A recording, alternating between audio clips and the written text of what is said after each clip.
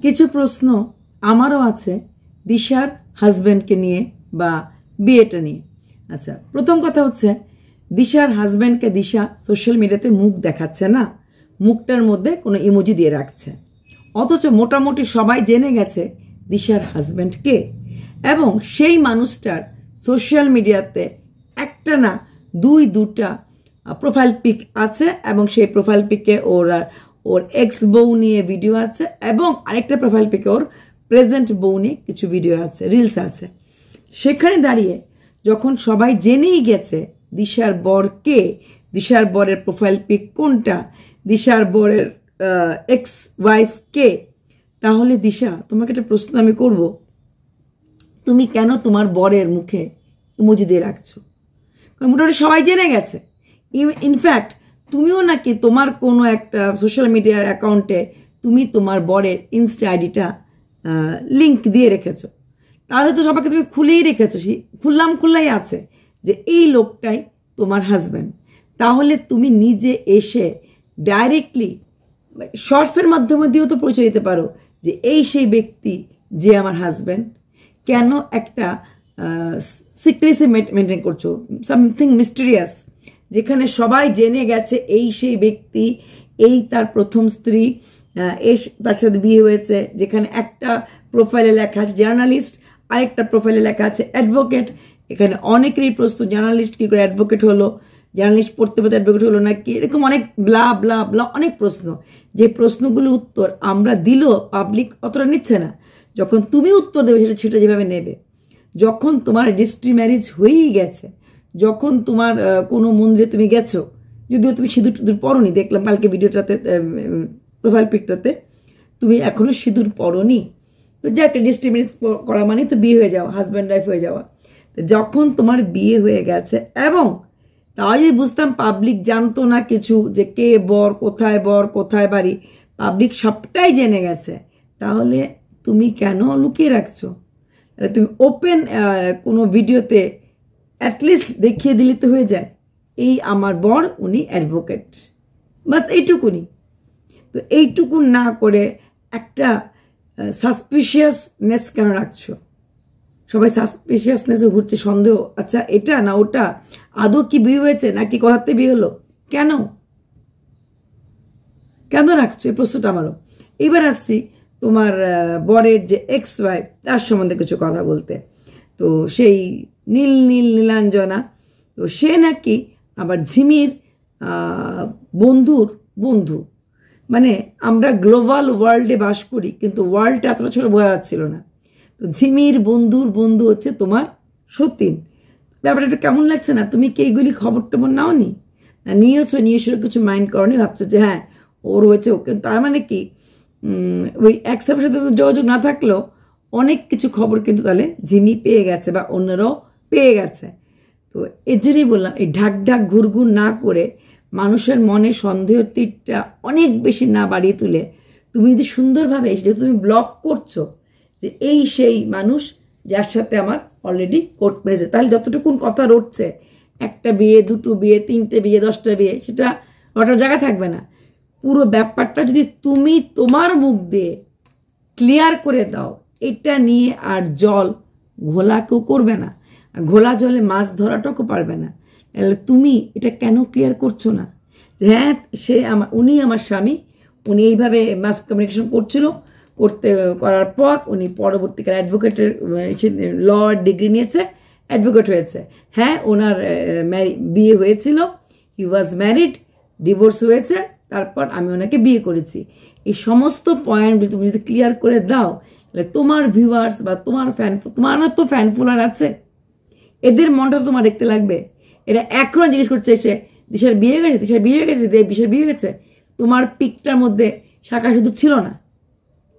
তাই সবার মাঝে প্রচুর ডাউট, সত্যি কি তোমার বিয়ে গেছে, সেই ডাউট ক্লিয়ারের দায়িত্ব কিন্তু তোমার, কারণ স্বামীটা তোমার।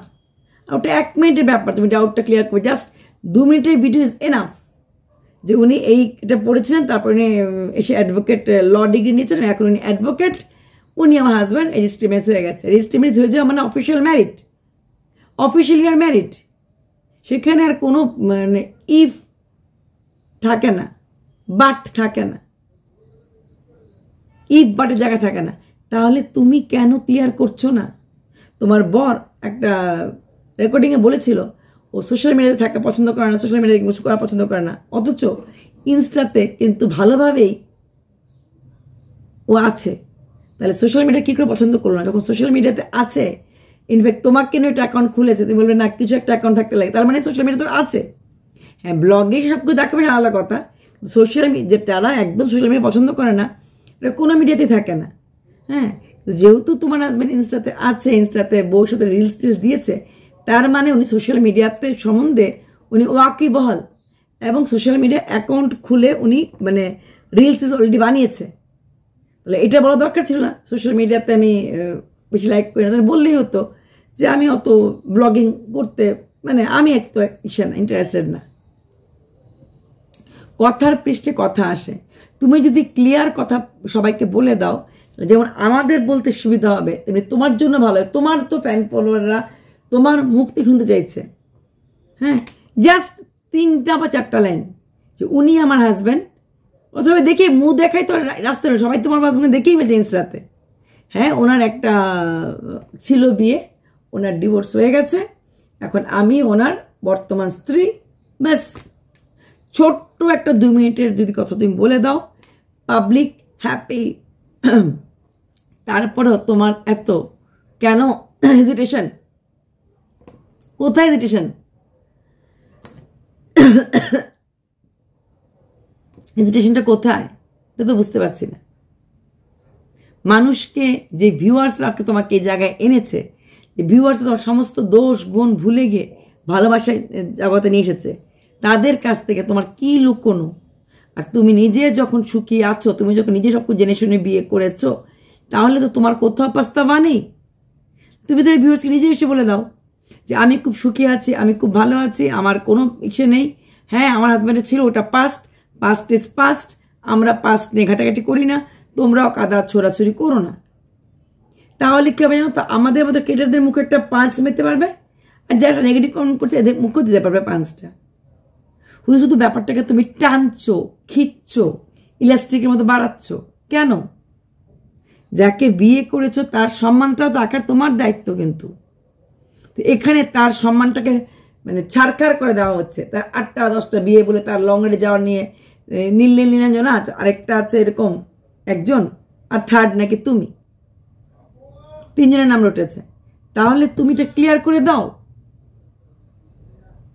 ক্লিয়ার করে দাও যে হ্যাঁ আমার এই এতটার সঙ্গে বিয়ে হচ্ছে, উনি এতটা, আমি সব জিনিস বিয়ে করেছি। তুমি তোমার মুখ দিয়ে ক্লিয়ার করে দাও। কেন তুমি থার্ড পার্টিতে বলাবে? তোমার মুখের কথা শোনার পর পাবলিক যতটা খুশি হবে, অন্য কারোর মুখ থেকে শোনার পর কিন্তু খুশি হবে না ততটা। বিয়ে যখন করেই ফেলেছো, স্বামী বলে যখন মেনেই নিয়েছো, ওর বাড়িতে যখন আছো, ও যখন তোমাকে কোর্ট কেসে সাহায্য করছে নিয়ে যেতে বিভিন্ন জায়গায়, তাহলে আর লুকোনো কেন? আর কি লুকোচ্ছ? তোমার বরের ছবি, বরের ফটো, বরের প্রথম বউ, বরের তুমি এখন বউ, সব কিছু পাবলিক দেখে ফেলেছে।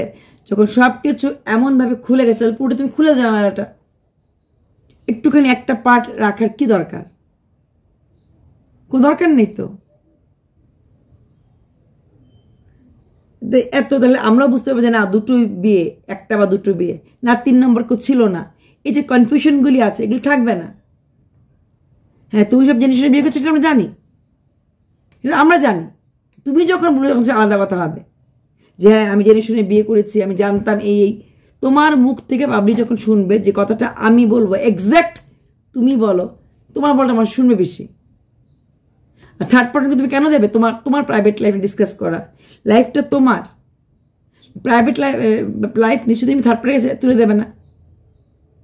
আমার মনে হয় দিশা, তুমি একটা ছোট্ট 2 মিনিটের ভিডিও করে তুমি তোমার হাজব্যান্ড সম্বন্ধে, হাজব্যান্ডের যেমন দায়িত্ব তোমাকে প্রোটেক্ট করা, তোমারও দায়িত্ব হাজব্যান্ডকে প্রোটেক্ট করা।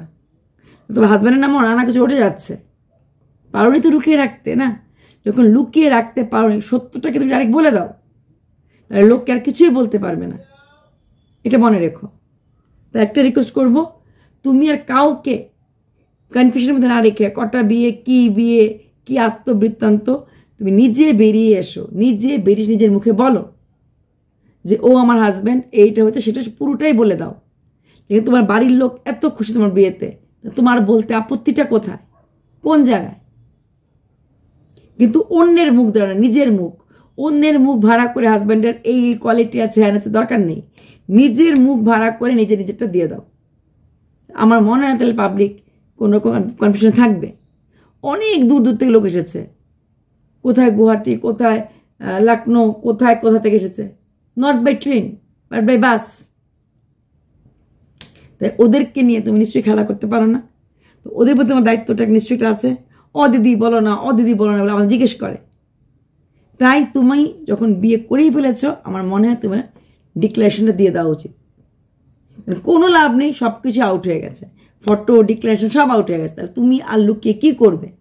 আগেই তো তীরটা ছুড়ে দিয়ে দিয়েছ, এখন আর লুকিয়ে লাভ হবে না। তাই বললাম একটু সাথ দাও, একটু না হচ্ছে। আর তুমি লাগে একটা ভিডিও করো, ভিডিও করে পাবলিককে দিয়ে দাও যে তোমরা সাবস্ক্রাইব করো, লাইক করো অ্যান্ড শেয়ার করো বেশি বেশি করে, এটা বেটার হবে। চলো বাই।